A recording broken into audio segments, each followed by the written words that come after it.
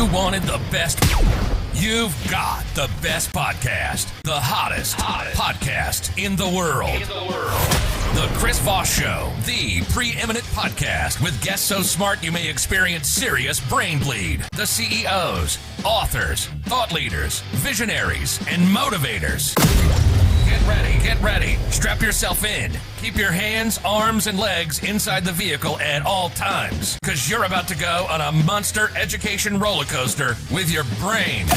Now, here's your host, Chris Voss. Hi, folks. Chris Voss here from thechrisvossshow.com.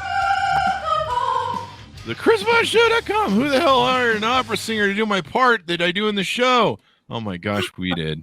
There you go. We're testing that out. If I can just learn not to talk over, we'll be good. But that's new today, folks. We, after 13 years of doing that bit, singing the Chris Voss Show, to where you come up to me and scream, the Chris Voss Show. I'm like, security. There now is an opera singer that we did it. So we have an amazing gentle lady on the show, and she is going to be sharing her amazing thoughts in business, sales, and speaking as well. How you can be a better speaker, how you can present yourself better. And she's probably just going to take me apart on the show and just be like, you do everything wrong, Chris. But I think that's the whole point of my show, isn't it? I don't know who it is. But in the meantime, we have to pay for that opera singer that we hired. Do you know how much it costs to hire an opera singer? It costs a lot. And we had to have it recorded in a giant hall. No, I'm just kidding. We did fire her. So for this is the deal. Shame for the show, family, friends, and relatives, please go to goodread.com for youtube.com for Chris and Chris Voss one on TikTok. And I'm gonna have the opera singer do the plugs too, because I'm tired of reading them. She is an amazing author and mind, and she brings in a lifetime experience. Her latest book came out August 4th, 2022. Mr. Bear Speaks Without Fear, the easiest way. And then we have me, who's I don't know, I'm good at fixing trailer homes. Reesa Woolf is a TED Talk trainer, keynote speaker, and author with more than 30 years of experience preparing CEOs and their teams to speak with confidence. She's an expert in demystifying and eliminating fear of public speaking. Her book is Mr. Bear Speaking Without Fear, it was mentioned before. And she's here to talk to us and tell us how to be better and present in how we speak and how we do stuff. Welcome to the show, Mrs. Woolf. How are you? It is a pleasure to be here. I really admired your style, that's for sure. There you go. Wait, there's a style? Hey, she says there, I got a style. Casual confidence. You have casual confidence. I really like it. Very, very much. Can I finally get paid for this crap now? There you go. I'm telling my bosses that I now have style. They tell me I have no style, but honestly, Reesa, if you've ever seen me in public, the way I dress in shorts and flip flops and shirts that look like they, I don't know, I've been wearing them for 10 years without washing them, you would find that I have no style. And evidently, that's a consensus from most women that meet me in public. They usually people come up to me and they hand me money and they're like, Get a meal, dude. Okay. I'm just shopping here, for hell's sakes. But I will buy some cheese. So give us the .coms. Where can people go on the interwebs? Where you can find me is Confident Speaking, Confident with a T, confidentspeaking.com. That's what I find in teaching public speaking for over 30 years. I find people take a course because they have gotten through life kind of faking it, and they finally want to be confident public speakers. There you go. That's what I've done all my life. I just fake it till I make it. I'm still working on making it. Maybe 20 or 30 years from now, I'll finally make it. So give us a overview of what's inside Mr. Bear Speaks Without Fear, your latest book. Mm-hmm. I've researched public speaking fear for 25 years. And it happened at the same time that I was teaching public speaking skills. And I was teaching these 3-day long classes. I taught at the largest seminar company for Fortune 500 people. And people would say, oh, my God, you kept my attention for 3 days. And I would say, well, that's what I'm teaching you to do. But I thought, I'm making all this money here, but I could make more if I were a keynote speaker. So I became a convention keynote speaker, and I was really good. But I realized, Chris, I have a skill above that, and that is I can make anyone in the room speak without public speaking fear. And that's what I do, and that's why I wrote a book so that anyone can learn it themselves. There you go. And does the Mr. Bear part, is that a way of giving it a story so that people can kind of identify it? They feel less like it's an instruction manual? People who are afraid of public speaking fear, I'm talking about adults. I mean, the people who usually come to see me now are like about 35 years old. They've been in their careers for a while, but they have been living in secret with public speaking fear for a long time. And so what I find is that when I say, well, have you taken any classes? Have you read any books? They never have, because it's just too scary. So I wrote it as a simple story of Mr. Bear has to give a talk. He's panicked. And when he talks to the different coworkers, they teach him all the skills. So it's a very easy way to learn a lot of information. But I purposely summarized every chapter in bullets because, frankly, I don't like to read and learn from books that are stories. I like bullets, so I combined the two. And then there are 45 tips on stopping public speaking fear. So it's pretty much my last project. This is my giveaway of my years of research, my years of working with over 3,000 people. And this is something that I'm very proud of because it's a proven thing. There you go. If someone reads this, they will learn how to speak in public. And if they don't, or else, I don't know what that means. Well, a lot of people are very unhappy all the time. You know what's amazing for people like you and me, who can speak easily, we know that people have public speaking fear. But since I work so intimately with these folks, these are people who it's not only that they're afraid to get up and speak. At every meeting, they're afraid they're going to be called on and have to speak spontaneously. They're afraid. They don't like to network because it's public speaking. So it's much more. It really intrudes on a person's life. And when they read this book, people like us read this book. People like you read it, and they read each page and go, "Yeah, this is good. Oh, I've learned a few things." People who are afraid of public speaking, when they read Mr. Bear Speaks Without Fear, every page they go, "Oh my God! Oh my! I never knew that." So it's really quite a revelation. And I wrote it because I know exactly, intimately, the people who are afraid of public speaking, adults who are afraid of public speaking. There you go. And so when we're talking about public speaking, I mean, this just doesn't go into, being on a stage or for a keynote. As you mentioned, if you're in a meeting, whether you're a leader, trying to communicate to your employees, whether you're someone who's even like a parent, or you're trying to instruct your child, how you deliver, how you speak to people makes all the difference, whether you're a podcaster. There's something else that I'm trying to claw to and I can't find it, but it passed through my brain very quickly and now it's gone. So there you go. People in the audience like, oh no, what is it? There's the suspense I built for you, people. You can tune in the rest of the show and see if it comes back around to me. That old brain, the dementia's kicking in, basically. That's what it is. Whatever you do, this effective, I know what I was trying to say. So if you're talking to a partner, if you're dating, if you're trying to relate to someone you have a relationship with, being able to communicate effectively from all these different bounds affects you, and being able to speak well and speak effectively can make all the difference. You know how I overcame the fear of public speaking? Tell me. You know how I did? I just don't give a shit. You started this show. No, I just don't give a shit anymore. I quit caring. I just don't give a shit anymore. Well, I just quit caring. Actually, can I give you a hint that's actually one of the reasons that people are fearful is that they really care what people think. And instead, this is my first tip that I want to give your listeners and your audience, that have the attitude of, I'm only here to help them. I might not be I might not make the most money.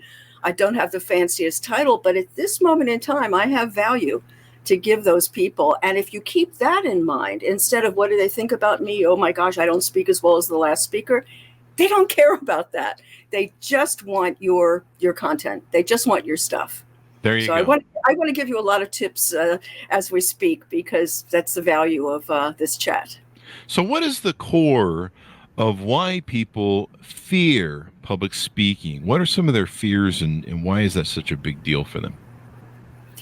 I would say that there are a few top reasons that people are fearful. One is that the antidote is to think to yourself, I'm only here to help them, instead of thinking about yourself and how is this coming across. The second thing is they don't know what to do when people start losing interest. And so what you want to do is stop and say, I really want this to be valuable. And then, prepare ahead some questions to check in with people. Is this what you were looking for? Is this too basic? Is this something that I need to give more of a background on? So really check in. And I think the third thing is that many, many people who are afraid of speaking know what they're going to say at a meeting, either in person or virtually, and then they just show up. But without notes, without preparation, without anticipating what might I be asked, and let me plan ahead what I'm going to say.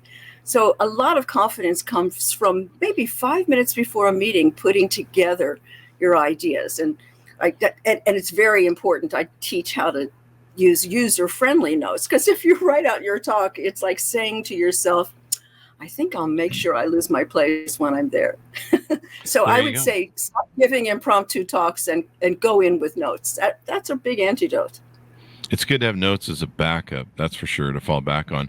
But there are times where sometimes you have to change direction during a speech, because sometimes the audience is like, I've had people yell out questions during a speech, and I've been like, wait, so you want me to talk about that over there? Sure, if everybody in the room want to, okay, let's do that.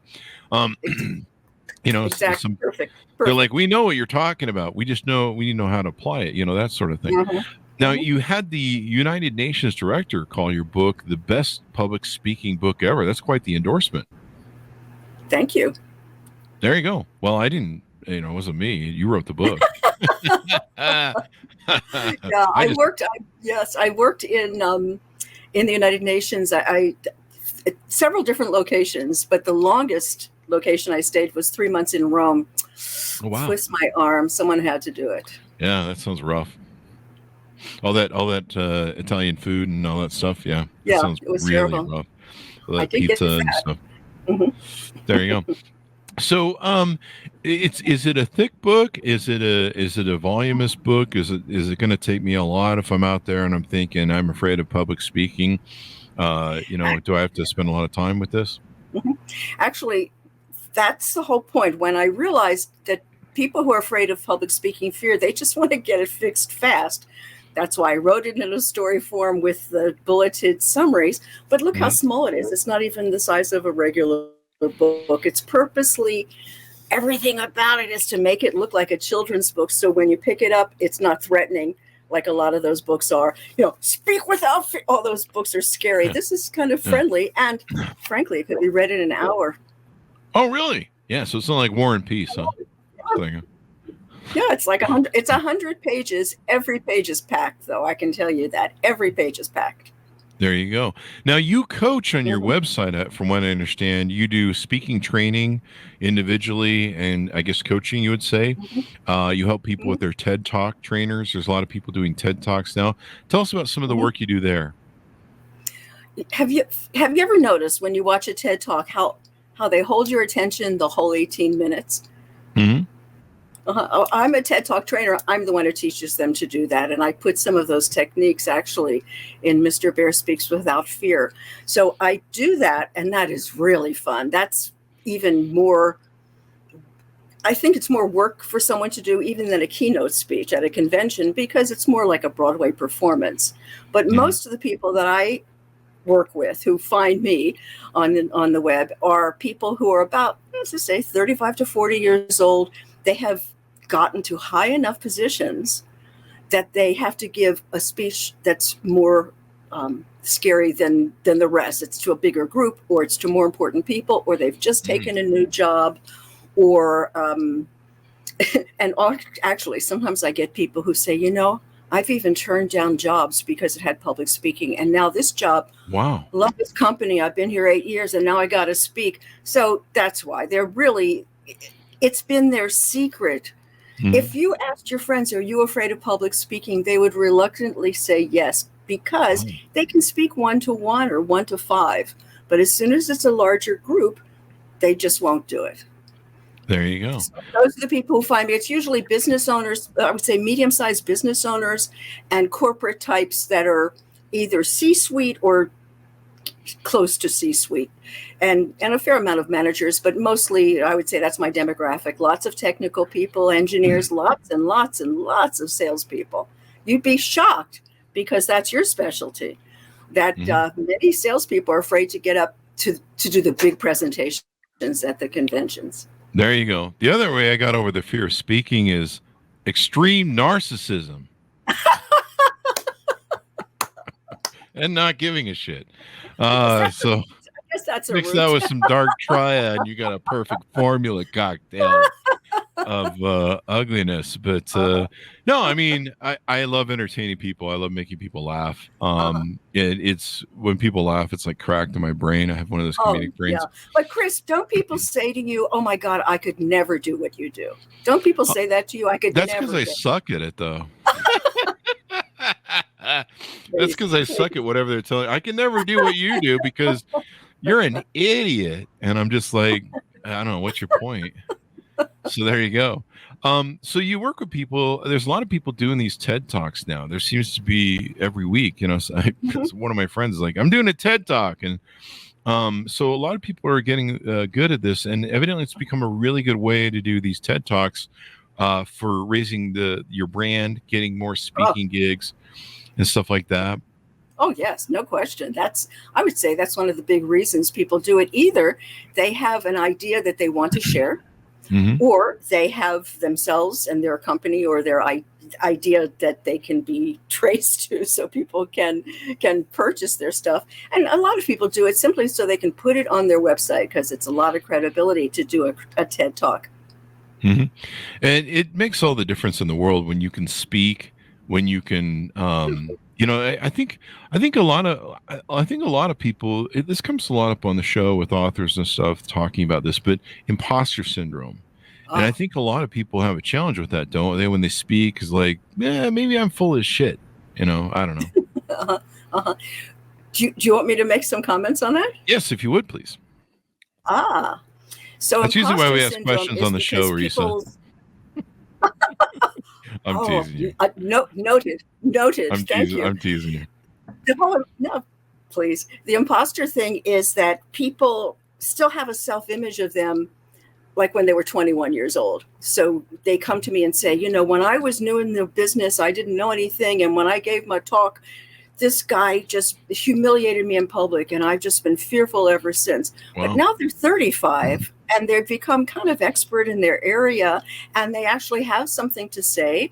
So I say to them, well, let me ask you this. If you were in your current company and that same guy who did that to you walked in and did that to you, what would you do now? Oh, well, now I would. And they would say what they would do. So they have to update who they are. Who you are now is a person that if, you know, some jerk like that did that, you would handle them. Yeah, and throw them out the second story window. That's it. Don't do that, folks. So it's really, that's the fantasy of it. But the point is that people have to kind of update their self-image. And, you know, over the years, everybody, you know, grows and develops. And it's important to kind of take inventory of, wait a second, at this point in time, I have value for people. I don't know everything that everybody in this room knows, but I know my little piece of it. And that's why I earn my seat here.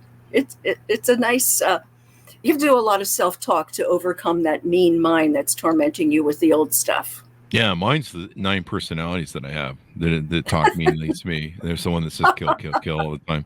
So the judge says I can't listen to him anymore. And then I get my ankle bracelet off next week if I do. So this is really deep in what you go into. Stop your tormenting thoughts, you cover. how to recover from speaking mistakes. I think some people, they flub something up, or, I've been known to jump over something in a speech and go, oh shit, now I'm all fucked up. Where was I? But this makes all the difference. If you can't speak and communicate to people, I think especially in the corporate world, it hurts your ability to rise through the corporate ladder, to get better jobs, to be seen as more value. I mean, certainly if you can be a speaker for your company, you've got more job security than anybody. I've got a couple of friends that they're kind of always the speakers for their companies they work at, and they get picked up by all sorts of different companies because the other companies see them speaking and they're like, hey, go hire that people. So there's all sorts of great things that come from it. And then just, I don't know, being more comfortable in your own skin, where maybe you don't have imposter syndrome. There you go. There you go. Yeah. I think that.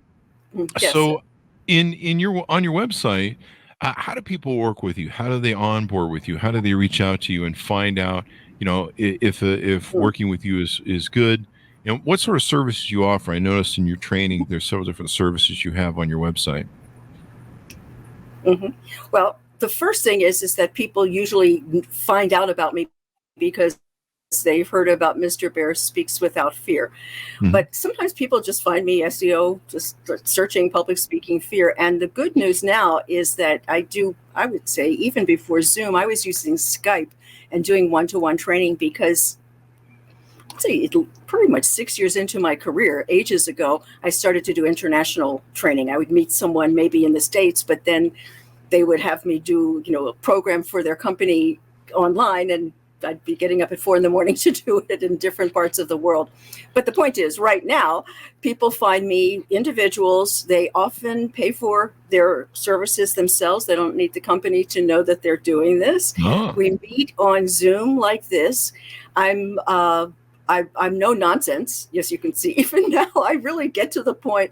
And I would say an important thing to know about me, in one reason that I work so quickly, is that I studied with the man who invented cognitive therapy, Dr. Albert Ellis. And that's why I work so fast. That's why I work so fast. And it's really, when people, I say sometimes, so have you taken courses, or, have you worked with, oh yes, I'm seeing a therapist now. And all I can think of is, I think you might want to consider another therapist if you've been working with someone and you still have this fear, because pretty much in the first 4 sessions, it's gone. It's gone. Yeah. And that's the thing about cognitive therapy. It's not covered up like, here's how to cope with your fear. Oh no, it's eliminated. It's really taking out the crazy thinking, fixing it, pushing it back in, and then they have, their whole life gets a lot more free. It's very, very, very satisfying work, because as I stay in touch with former clients, it transforms their life. If they think, if I can get over this, the biggest fear I've had for 40 years, what else am I overlooking? And it's very, very, very cool. You've done that, I'm sure. Haven't you gotten feedback from on your show that you've made a difference in people's lives and careers? Yeah, I mean, we've had feedback where sometimes people were going to make a decision to end their life during a day, and somehow we changed their life by something positive. We said we've had that twice actually, which is really weird because we didn't. That wasn't our intention. We're just doing positive communications and outreach and entertaining people, and to have that sort of impact where you're like, wow, I may have saved someone's life today, is interesting. And this is one of the beauties of what you've communicated and talked about on the show is being able to public speak and be effective and inspire people, motivate people, entertain people. You never know what lives you touch and what differences you make. I mean, most times you won't even hear about it. So, sometimes somebody will come up to me and tell me something. Hey, you did this thing 3 years ago, and that really made a difference in my life. And I'm like, wow, really? That's really cool. But I think, but yeah, my psychiatrist has me on a 20-year retainer program for most of my other issues other than public speaking. So I just want to make that clear to everybody. Get professional help. He's currently, it's either that or the frontal lobotomy, and that's still up for grabs. So people who listened to the podcast for 15 years ago, I thought he already had the frontal lobotomy. Anyway, so people can do a complimentary 15-minute first step call with you to get the question answered, see if you guys are a fit. That's a good option to have, right? Yeah, they go to confident with a T, confidentspeaking.com, and just do a contact us, fill it in, and 15 minutes, no obligation. A lot of times people just want to finally tell someone the truth. There you go. And you deal with the executives of companies and different things. Do you find that they usually like that discreet sort of training? Like they don't want to announce like, hey, I'm learning to speak over here, Bob, they're in the office place? Oh, no. They don't want anyone to know because these people have risen pretty high faking it. So they don't want anyone to know. I mean, part of who they are is this, their image. Oh no, I'm the best kept secret for a lot of people. But what's great is I allow people to call me in between appointments. Anyone can have 5 minutes with me. So if they, email, oh my God, I've asked me to speak. Write me a better opener. Anyone can have 5 minutes with me. So it's a real ongoing, intense experience, and people are healed. But it's our little secret. Fine with me. I don't care. It's very. Can you imagine how pleasing this field is for me? I studied this for 25 years. I'm giving 25 years of fear of public speaking research into each person. It's very, very exciting for me. There you go, and it's important to.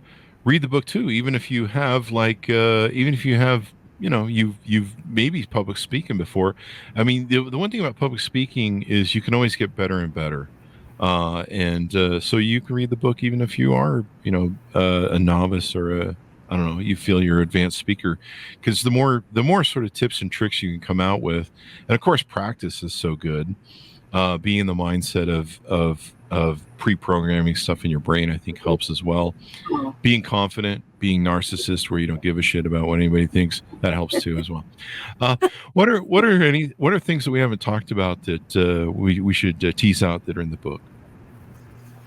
One thing that's important to know is to recognize that when you make mistakes, you just fix them and keep talking.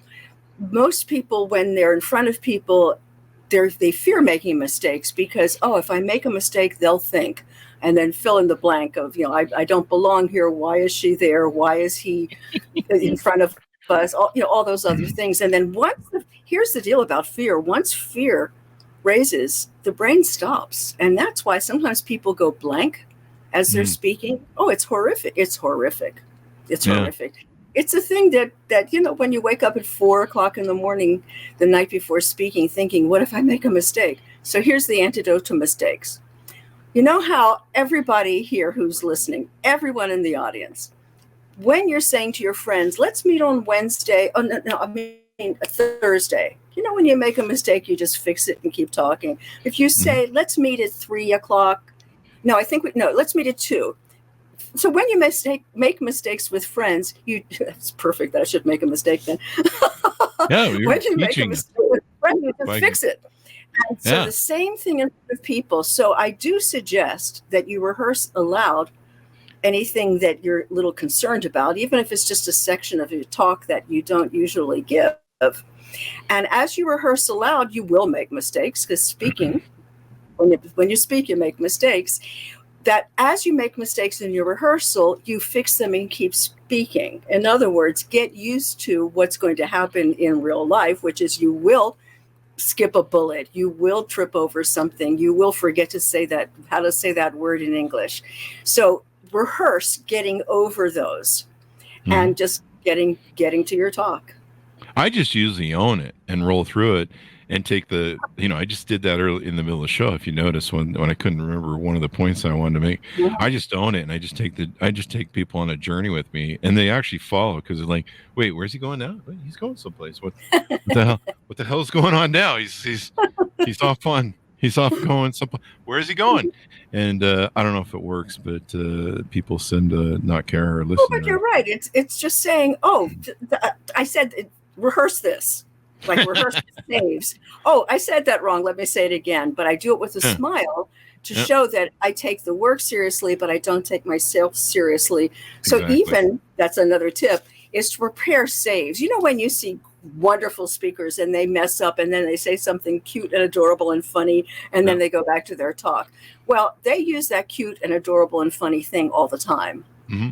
So that's my secret, the humor. I just fall back to a joke or comedy or humor, or be self-deprecating. Well, that actually is the answer. That is the answer to the issue. When I make mistakes, what should I do? Oh, just you prepare ahead. You can joke about it. If you're giving a serious talk, then you say, oh, just a moment, let me say that better.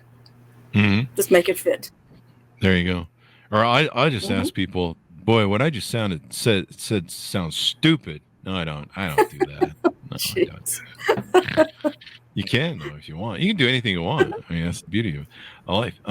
So the other thing you teach people, I thought this is really interesting. When you don't know the answer, you will know what to do and say to maintain your authority and credibility.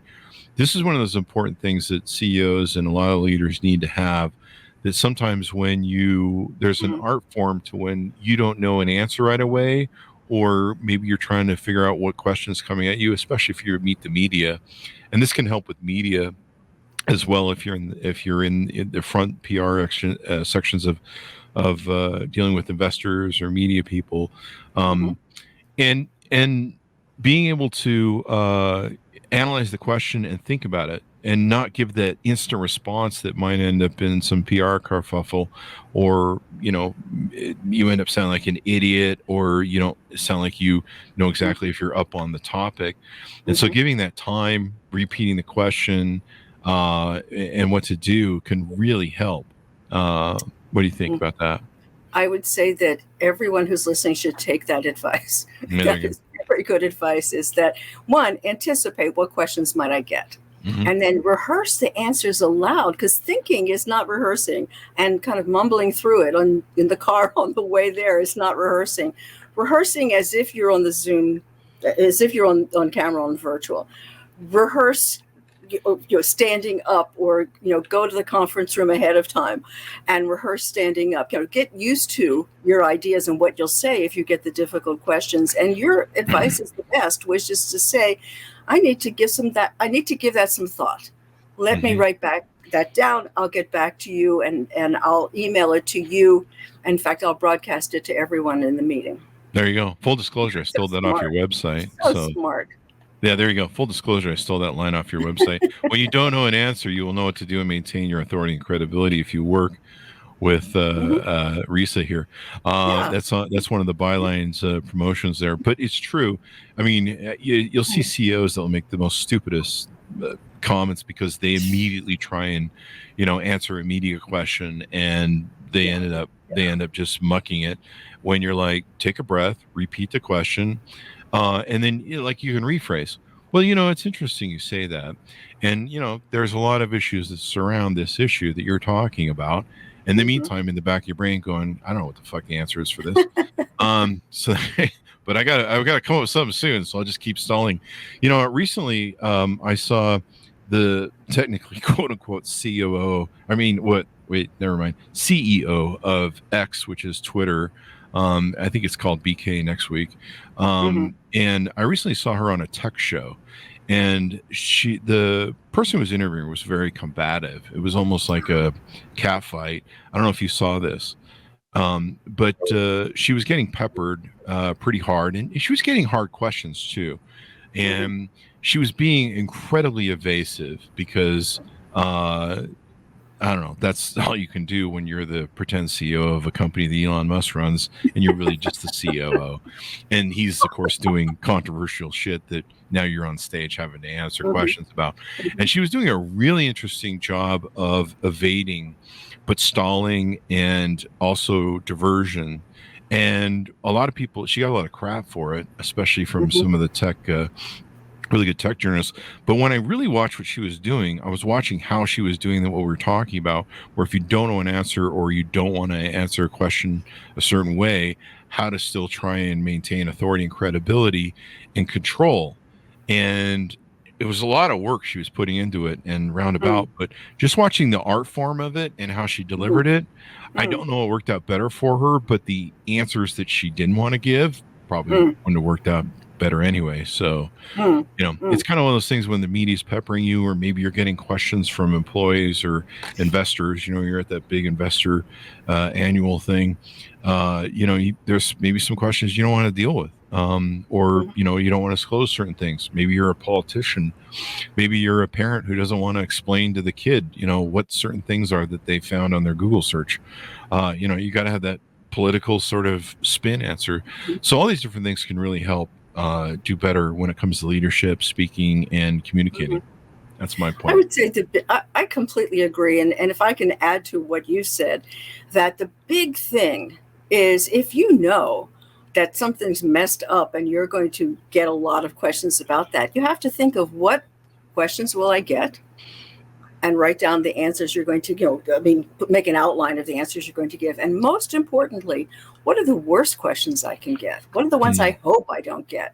Those are the ones that you want to mostly prepare ahead of time. I used to do outplacement training, which is like when an IBM or Coca-Cola, when those companies laid off people years and years ago. I did this years ago. I would, when they would lay off their executives, they would put them in this training to decide what they were going to do next, write their resume, and just help them with job interviews, which was like the first public speaking that they've done in a while where they're under the gun.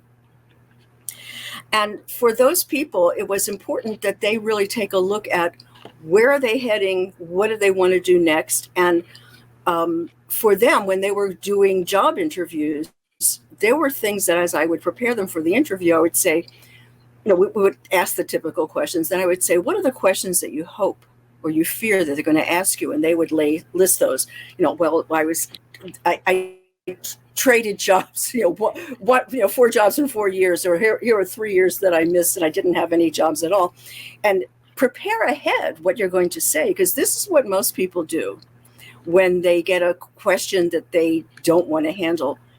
Their whole body language and everything changes. They've been answering with this kind of eye contact and body language. They get a difficult question and they go, those were the 2 years that they get all apologetic, which brings attention to the one thing they don't want attention to. So it's imperative, really. Yeah. If you've done something wrong, if something's going on, there are going to be difficult questions. You need to spend hours rehearsing ahead of time, live, with planning what you're going to say, rehearsing the words, and also rehearsing the body language so that you appear the way you want to appear, and it's not your default fear look. You could really help the Florida governor, Ron DeSantis. I don't know if you've noticed, but he's got this thing, and somebody pointed out on TikTok, and now I can't unsee it. But he does a grit grimace when he's asked something he doesn't want to deal with, or he's not happy, or he just does it sometimes when he's like, I don't want to be here. And I don't know if you've noticed it yet, but that's an example of where your body language really gives it away. Yeah. And he does like this thing where my PR guy says I should smile, so I'm gonna smile, and I really don't feel like smiling. Like it's a real dead giveaway. And regardless of where you're on politics, let's skip that, boys and girls. Watching his body language sometimes, and once you see it, I'm serious. Like go watch some of his speeches and interviews, or when he's on deck with the Republican debates going right now. He does this grimace thing, and he'll grit his teeth, like he'll clench his jaw and crap. And you're just like, what's going on, dude, in your head? But that's one of the things people don't think about. They're thinking about more what they're going to say as opposed to how they look in their body language. And body language is just so important, as we have great people on the show teach us that. But yeah, and sometimes I'll laugh it off. Like if somebody asks you a hard question, the best way to do is to break it down, just like a shit test. And you go, yep, that was the question I was afraid someone was going to answer, and I've been worried about all day. And then just laugh, and people will laugh with you. They're like, yeah.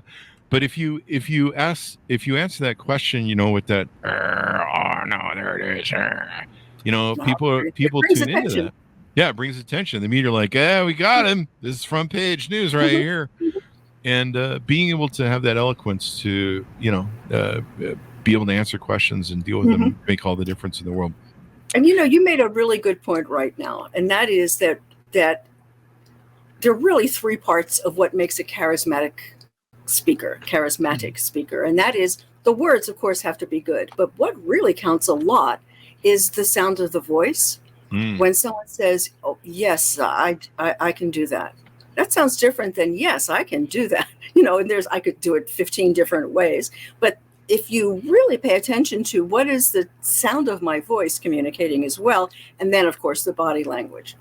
Yeah, those all make a big, big difference. And many, many people, I guess people who are afraid of public speaking, but I would say generally when I taught public speaking to these Fortune 500 people, these executives, that most everyone was concerned about the words. And it's really your demeanor and your way of being with people that gets your message from your head into side of their head. There you go. With comedy, you learn to tune into people. So if somebody throws shit at you, you focus in on them and you talk to them directly and you try and have fun or you try and make them laugh. In fact, one of the problems you have as a comedian is whoever's not laughing in the room is the person that you really start focusing on, because you're like, I want to make that dude laugh. But yeah, if you're responding with, well, I'm glad you asked me that question, you're folding your arms and putting up body language that make you like this again.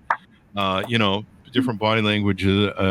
Like, I'm serious. If you go, everyone in the audience is gonna be like, we're gonna go watch Ron DeSantis right now. But if you see the grimace thing, the lockjaw thing, and he actually does this with his teeth, you'll see him grind his teeth, and it's like, and you're just like, holy crap. I'm surprised someone hasn't let him know that he shouldn't play poker. Yeah, and I didn't ever see it until TikTok. Somebody went, have you ever noticed what Ron DeSantis does? And now, like, I can't see it because the whole time I ever see him on TV, I'm like, see that grimace there. And so yeah, someone should fix that for him. But it's a great example of body language and how to do things. So as we go out, Reesa, give us your final thoughts. Tell us how people can onboard with you, work with you, et cetera, et cetera. I would say the first thing to do is to go to Amazon and get Mr. Bear Speaks Without Fear, because it really, if you get it tomorrow morning, by tomorrow night, you will have so little public speaking fear. Plus, you'll have written the next talk you have to give. As you learn how to write, just choose the subject of the talk you have to give in 6 weeks.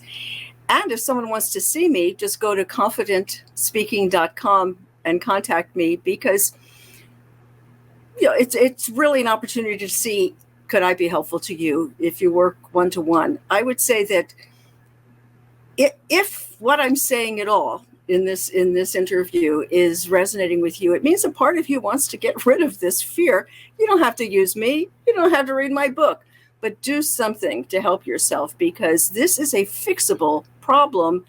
It does require reprogramming your brain, but isn't it worth it? Because you have a bunch of junk in your brain that's making you crazy. So the point is that if you have public speaking fear, or if you're a good speaker and you want to learn TED Talk tips, those are learnable. And I would say the takeaway is, when you see someone who speaks well and you admire one little thing they do, just imitate that for a week and it'll be yours. There you go. Well, give us your .com, Reesa, so people can find you on the interwebs. Okay. It is confidentspeaking.com, and you can contact me there. And you can ask, I'll answer a free question. Be my guest. There you go. Thank you very much, Reesa, for coming on. It's been insightful and fun to have you. Back at you. There you go. And thanks to our audience for tuning in. We certainly appreciate you guys. As always, please go give us those 5-star reviews on iTunes. Help us pay for the operatic singer we hired for the intro plug. Go to goodreads.com/Chris Voss, youtube.com/Chris Voss, linkedin.com/Chris Voss, and Chris Voss, one on the TikTok. Tell all your friends. That's all we need. It's free. You just call somebody up and say, hey, go subscribe to the Chris Voss Show, or else. Anyway, guys, don't do that. Thanks for tuning in. Be good to each other. Stay safe, and we'll see you guys next time.